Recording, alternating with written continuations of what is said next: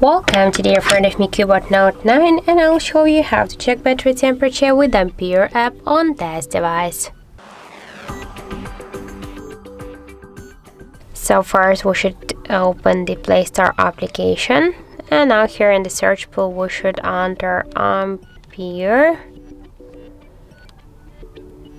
And now we should get this application. That's why tap to install and wait a couple of seconds while this application downloading and then installing on your device.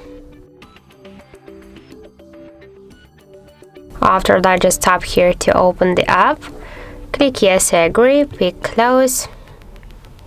On the left down corner, tap to OK, and now here we can see the information with temperature of our device battery, and in my case that's 20 degrees. Also we can find here more information like battery health, capacity, device voltage, Android version, device model, and more other info. So that's it. Thank you for watching, and if you find this video helpful, don't forget to leave a like, comment and to subscribe our channel.